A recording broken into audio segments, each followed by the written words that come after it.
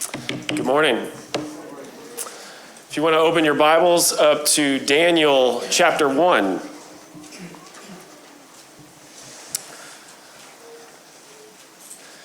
That's where we're going to be studying from this morning. Daniel chapter 1.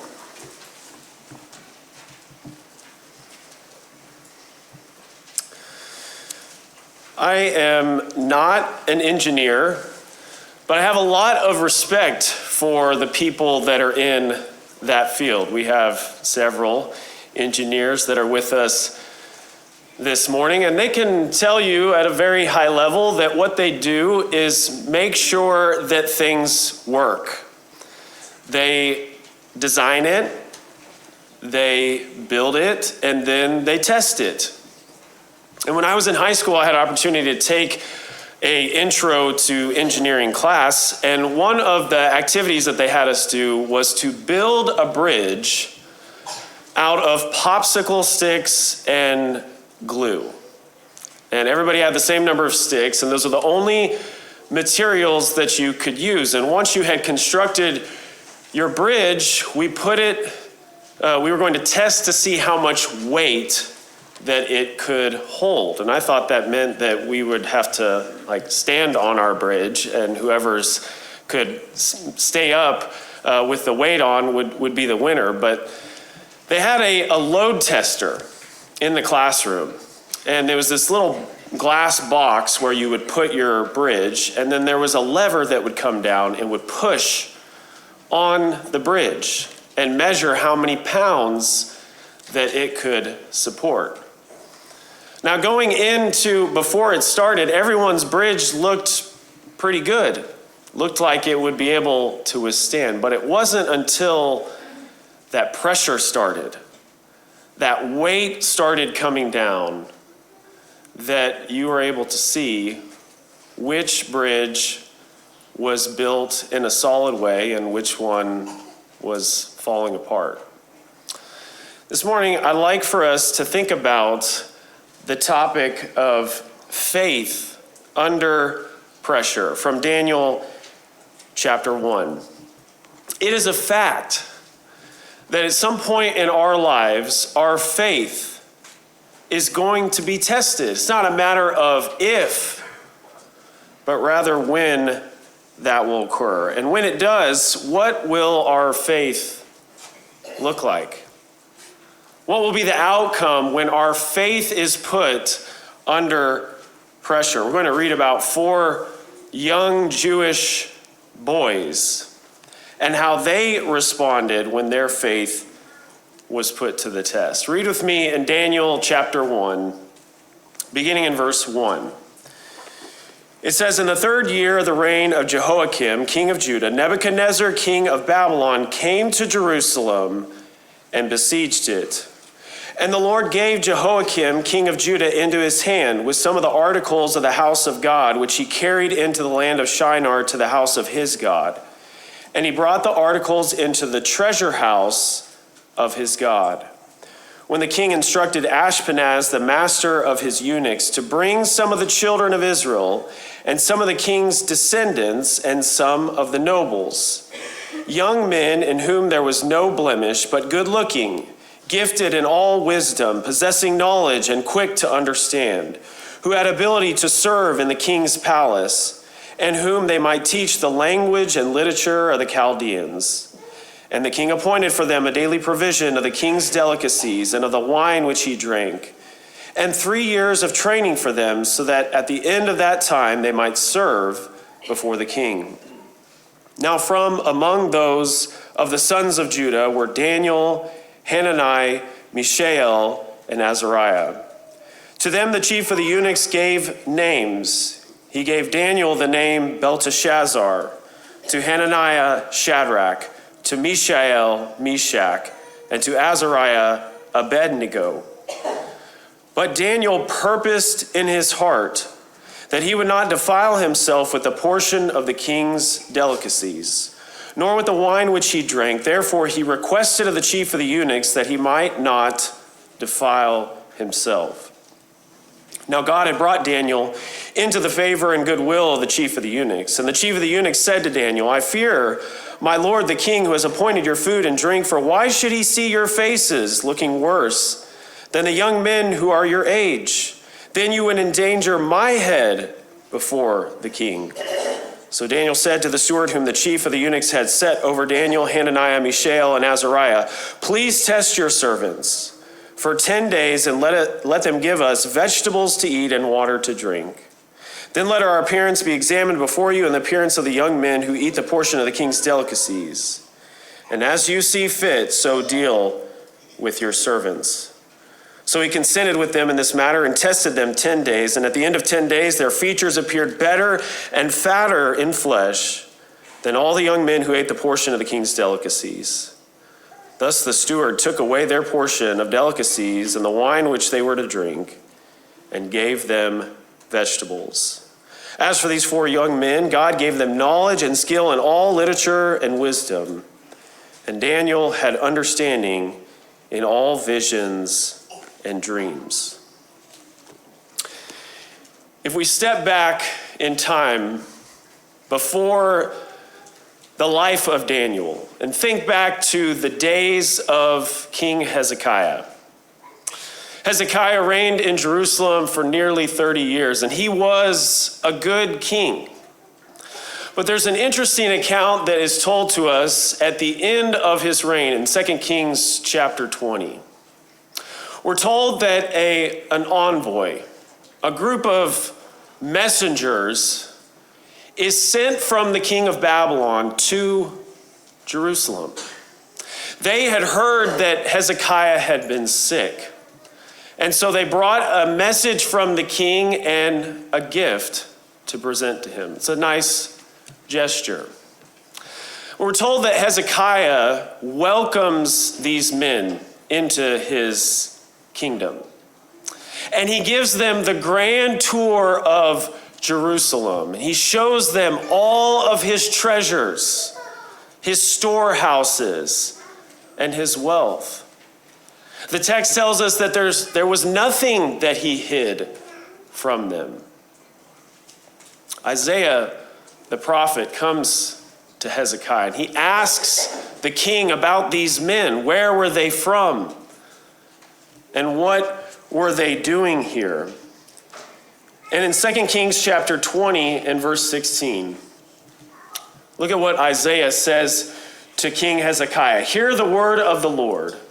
Behold, the days are coming when all that is in your house and that which your fathers have stored up till this day shall be carried to Babylon. Nothing shall be left, says the Lord.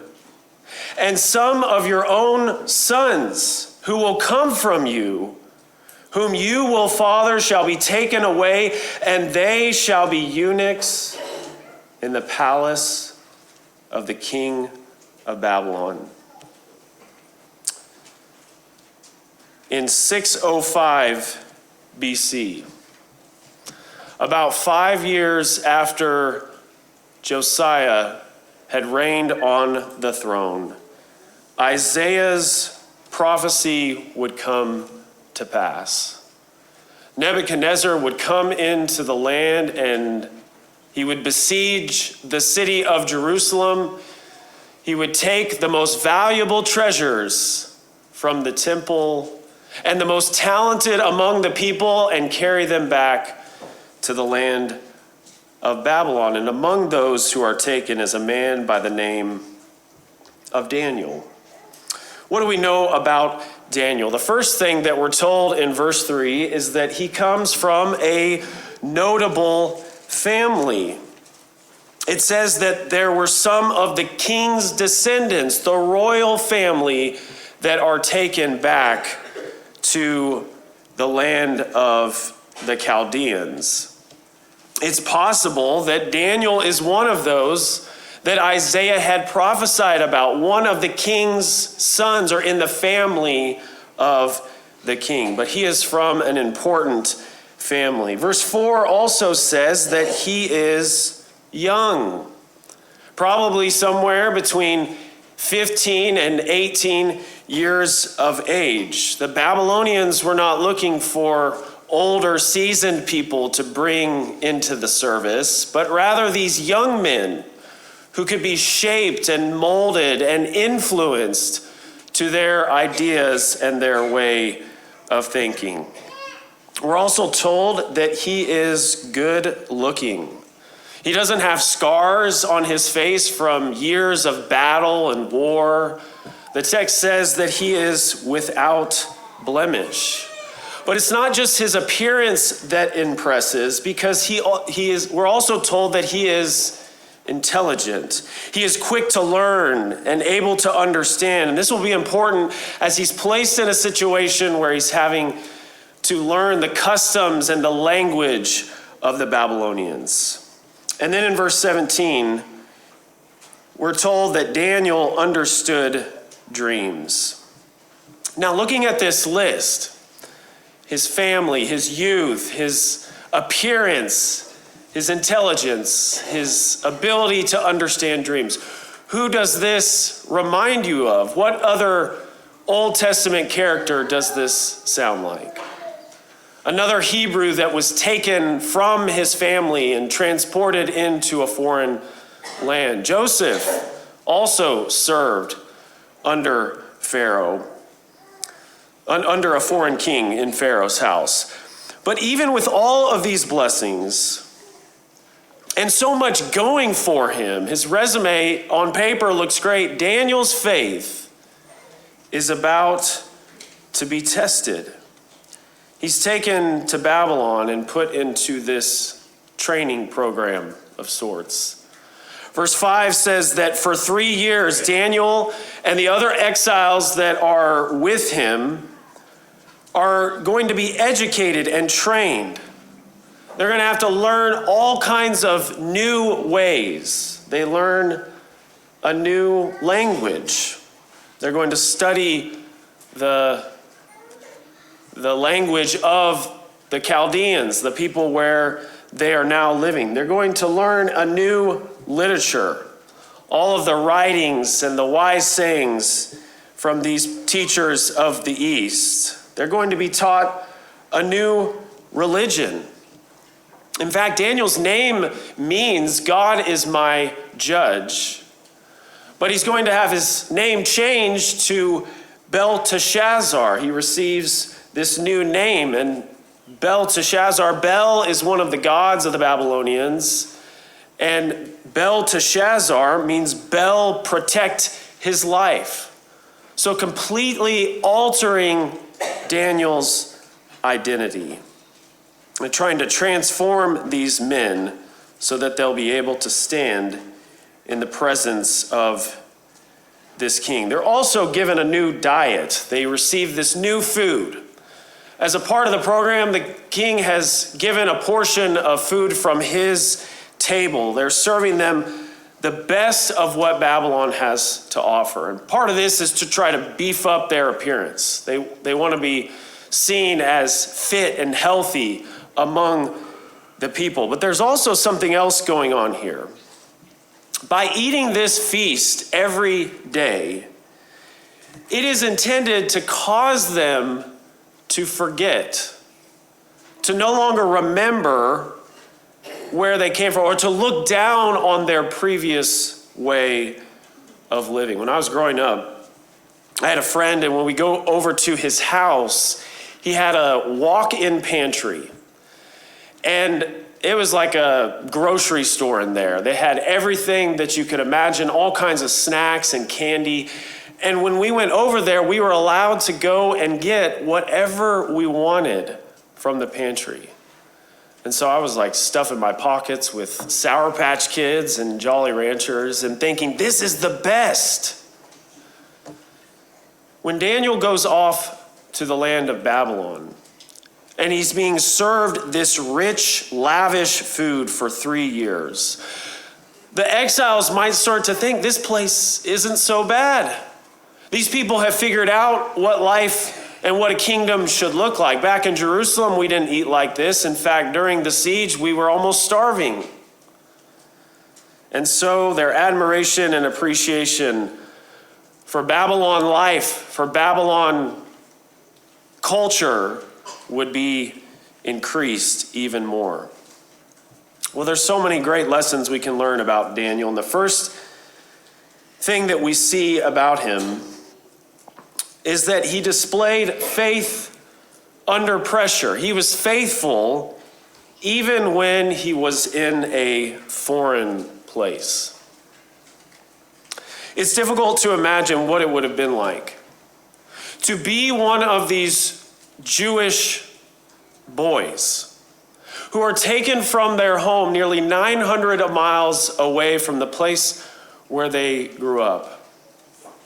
They are away from their family, from their homeland, from the temple, the place where there was regular daily prayer and sacrifice that was being offered to the Lord.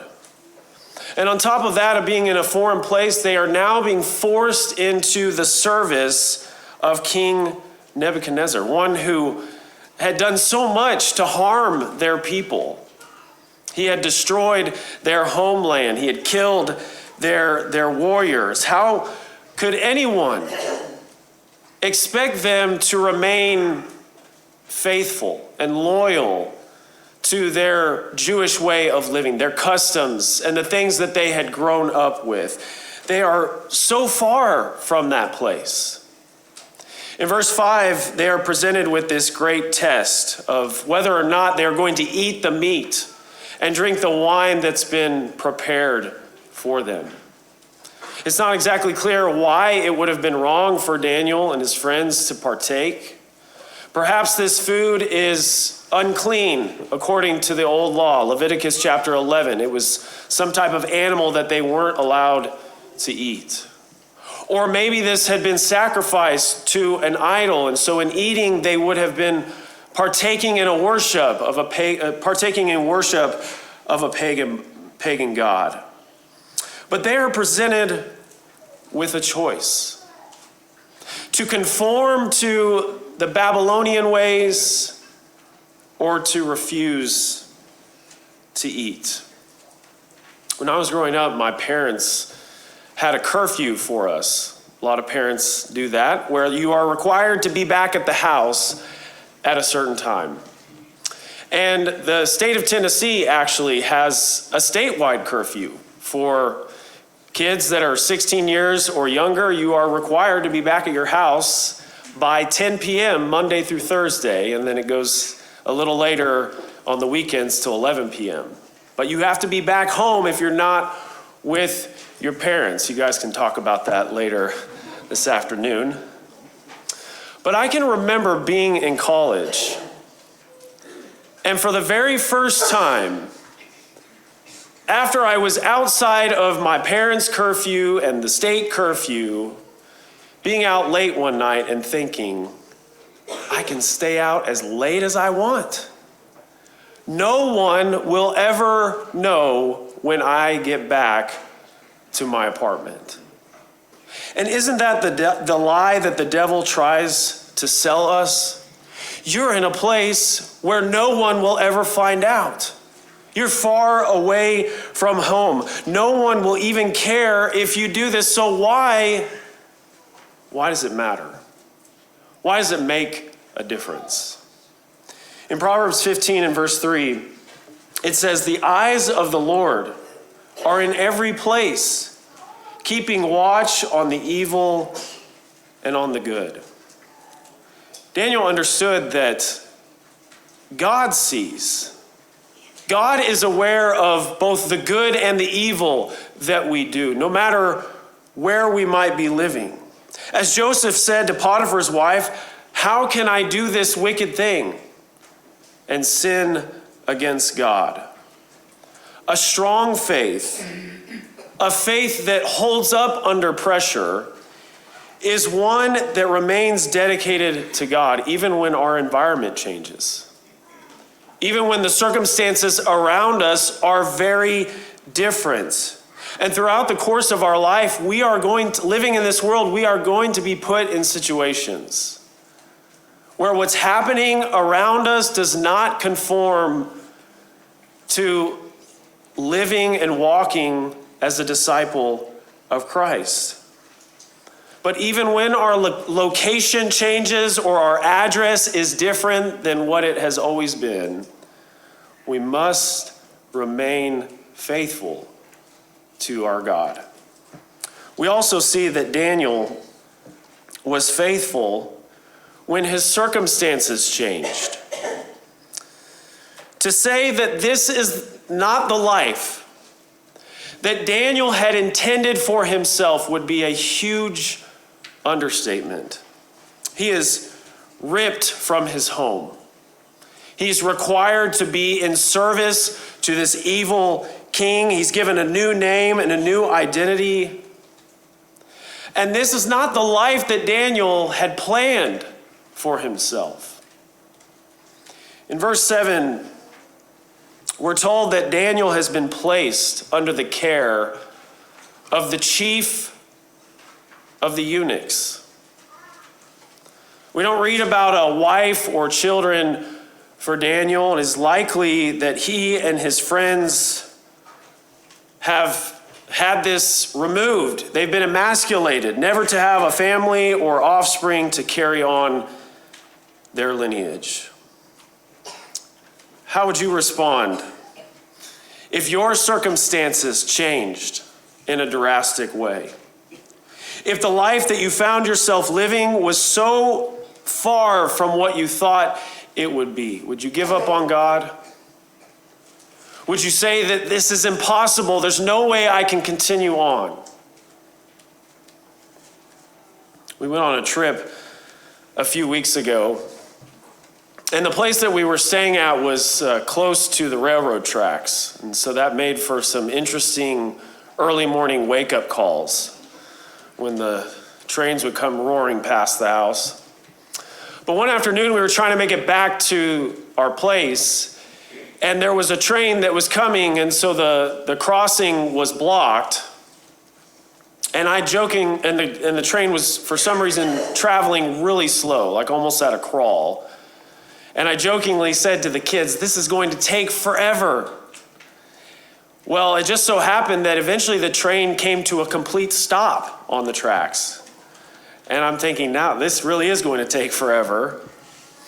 But when it started moving again, one of the links in the train broke so that some of the cars were detached, and now they had no way of moving out of the intersection. I'm thinking, how are we getting back to our place? I don't know what other direction to go.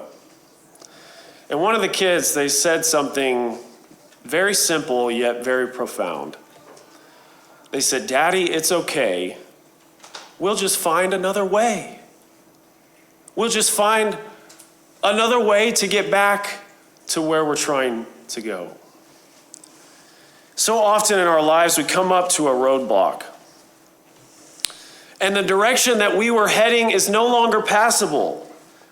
What else was Daniel to do except to find another way? This is his situation.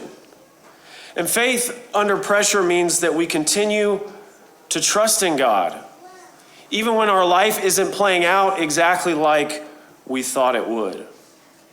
It's important to remember that our fulfillment and joy in this life doesn't rest on a certain set of factors or criteria that are being met. When Jesus came into this world, he was born into a poor family. He lived in a town that no one cared about. He was rejected by the people that he was trying to help, and in the end, those who were closest to him left him. They deserted him. And yet, his life was ultimately one that fulfilled God's purposes. It brought glory to the Father because he continued to trust in God. In Daniel, we also see that faith under pressure means that you're faithful even when you're outnumbered. Daniel realizes the situation that he is in, and notice what he does in verse 8. It says, "But Daniel purposed in his heart that he would not defile himself with a portion of the king's delicacies." Daniel resolves himself. He purposes in his heart. He makes up his mind as to what he's going to do, to not defile himself with the king's food. How easy is it for us to be the only one who's not going along with the crowd?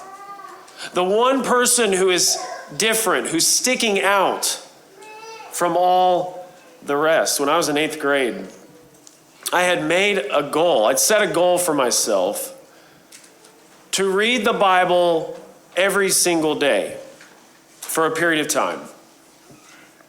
And it didn't necessarily have to be for a long session. Maybe it was just 5 minutes, but I wanted to spend time in the Word every day. I can remember going to a friend's house for a sleepover, and we got to the end of the night, and I'd forgotten about my commitment, my goal. And I remember that feeling of embarrassment. You know, everyone's playing games and watching movies and hanging out. Am I going to go and get my Bible and start reading it in this setting? What is it like when we are the only ones, when everyone else around you is eating the food at the king's table? They're watching the show, they're laughing at the video. What we see in Daniel is that he had already decided how he was going to respond. He had already made up his mind as to what the outcome would look like. He didn't wait to see, well, how is this all going to play out? Let me just wait for the temptation to come and see if there's anyone else asking for vegetables to eat. He made his decision first. We have to decide in our hearts that we're going to do the right thing.